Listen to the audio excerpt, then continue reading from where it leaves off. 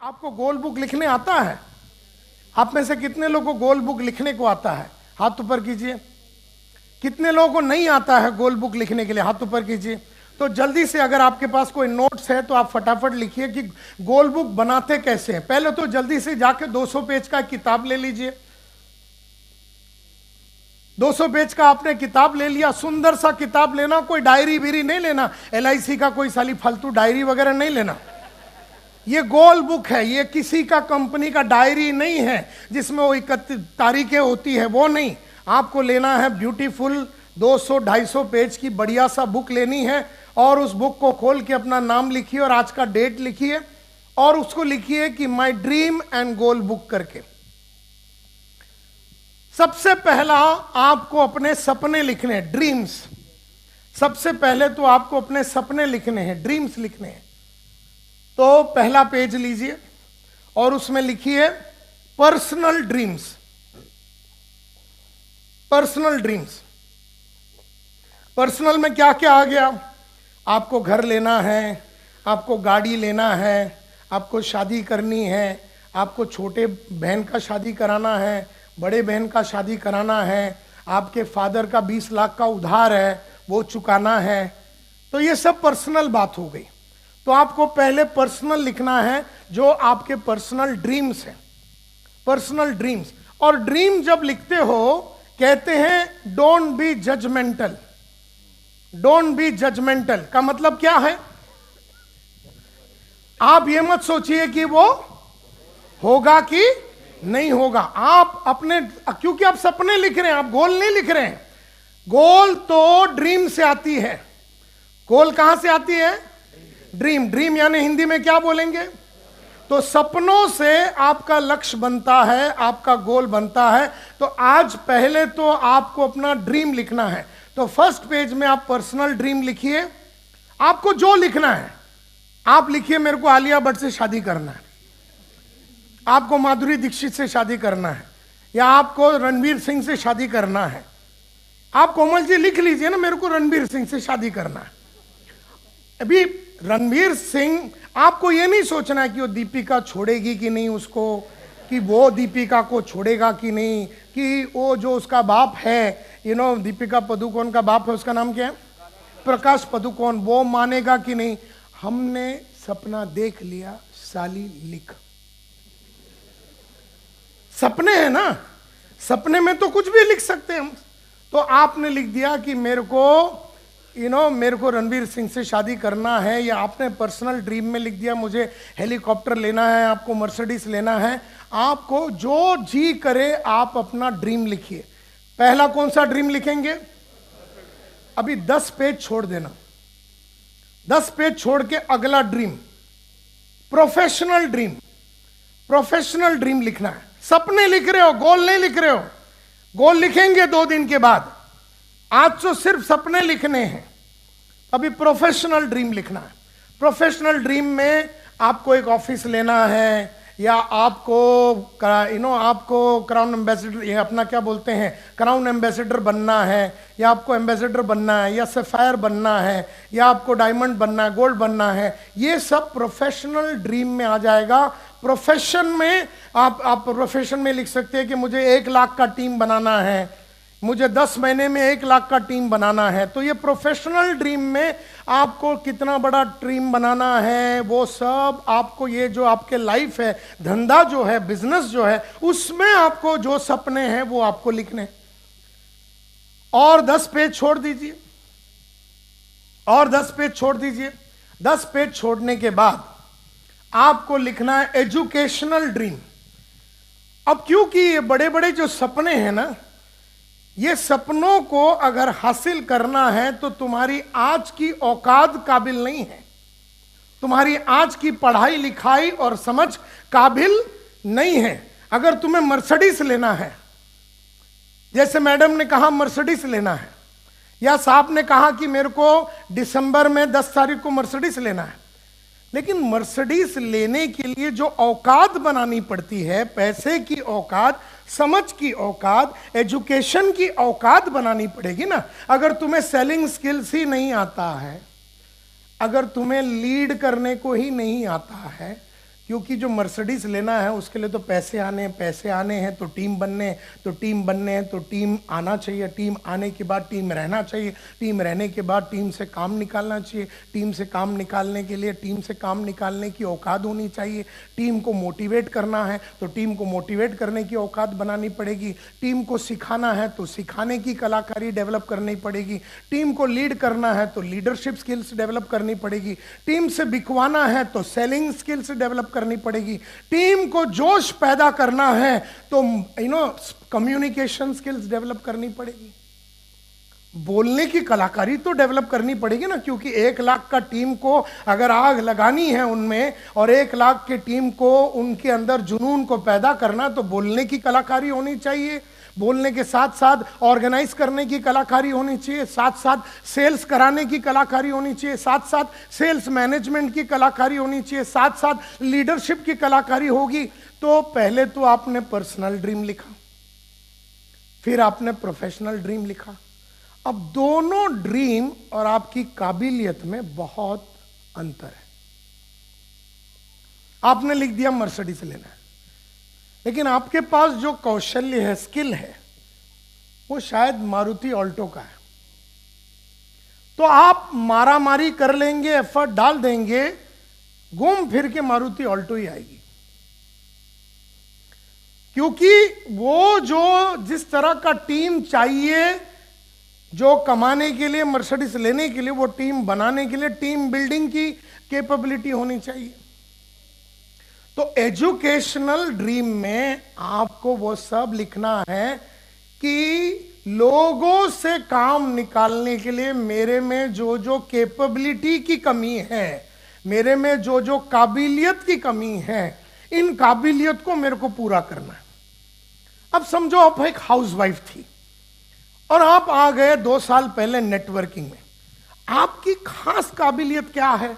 बच्चों को संभालना, हस्बैंड को संभालना, घर संभालना, सब पूरे father in law mother in law को संभालना, सबके साथ रिश्ता रखना। ये काबिलियत आपने पिछले 20 साल में शादीशुदा जिंदगी में ये काबिलियत आपने डेवलप कर ली।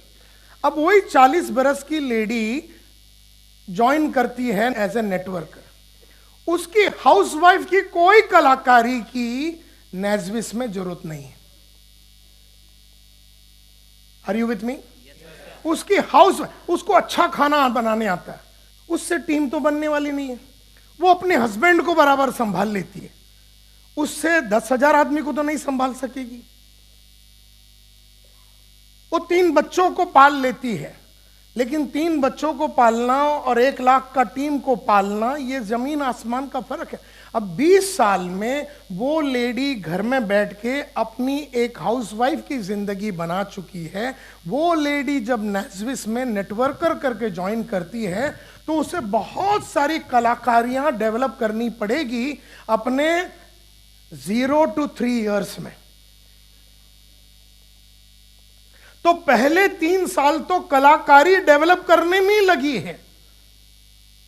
वो लेडी 40 की है तो कम से कम 43 की जब हो जाएगी तब तक शायद selling skills, leadership skills, communication skills, अब ये सब चीजों की घर में तो कभी जरूरत पड़ी ही नहीं थी।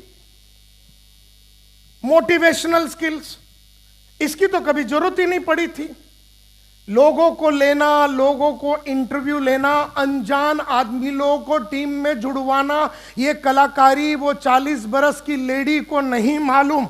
तो जब वो यहां आती है तो पहले 3 साल तो उसे ये सब चीजें सीखने में अपनी जिंदगी निकालना चाहिए। पहले सीखोगे फिर कमाओगे। प्रॉब्लम क्या है कि लोगों को पहले पैसे चाहिए, पहले सीखने के लिए रेडी नहीं है।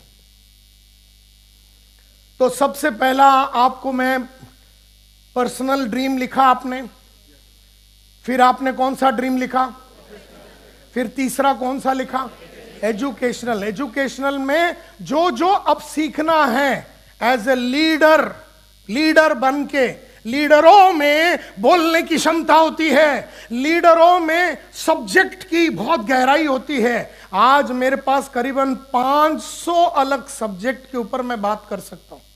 आप बोलिए टीम बिल्ड करना है तो टीम बिल्ड करने के 4 फॉर्मूले मैं आपको सिखा दूं। Forming, storming, norming, performing. Forming यानी पहले टीम बनाते हो, 100 जन का टीम बना दिया, फॉर्मिंग। फिर स्टॉर्मिंग, स्टॉर्मिंग यानी फिर टीम में झगड़े चालू होते। आपने चक दे देखा? चक दे, शाहरुख खान का पिक्चर, कबीर खान क्या उसका नाम था, चक दे में पहला टीम फॉर्म होती है, फॉर्मिंग, फिर झगड़े होते हैं, स्टॉर्मिंग, फिर साथ आते हैं, नॉर्मिंग, और फिर परफॉर्मिंग। अब ये टीम बिल्डिंग की 4 स्टेप है।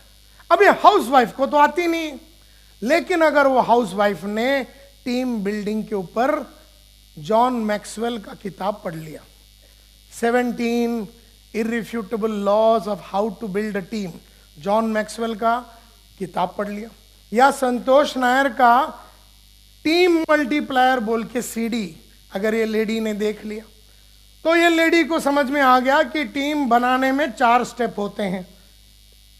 अब वो लेडी आ गई, अब लेडी के नीचे 100 जन आ गए। अब 100 जन मार्केट में जाके लोगों को जुड़वाना चाहिए। अब जुड़वाने के लिए सेलिंग स्किल्स की जरूरत है, सेलिंग स्किल्स की जरूरत है। अब वो लेडी सेलिंग स्किल्स के लिए बहुत ही बढ़िया बढ़िया बुक पढ़ सकती है, जिग जिगलर का बुक पढ़ सकती है, ब्रायन ट्रेसी का बुक पढ़ सकती है, जैक डेली का बुक पढ़ सकती है, किंडलर ब्रदर्स का बुक पढ़ सकती है, एल्फ्रेड टैप का बुक पढ़ सकती है, जॉर्ज टैक का बुक पढ़ सकती है, जैक डेली का बुक पढ़ सकती है, नील रैखम का बुक पढ़ सकती है। और अगर ये सब नहीं करना है तो संतोष नायर का सेल्स मल्टीप्लायर सीडी देख सकती है। तो बेचने के लिए स्पैंको प्रोसेस होता है कि किसी को मिलने के पहले सस्पेक्टिंग करो, एस, फिर प्रोस्पेक्टिंग करो, पी, फिर उसको अप्रोच करो, ए, फिर नेगोशिएट करो, फिर क्लोज करो, ऑर्डर लो।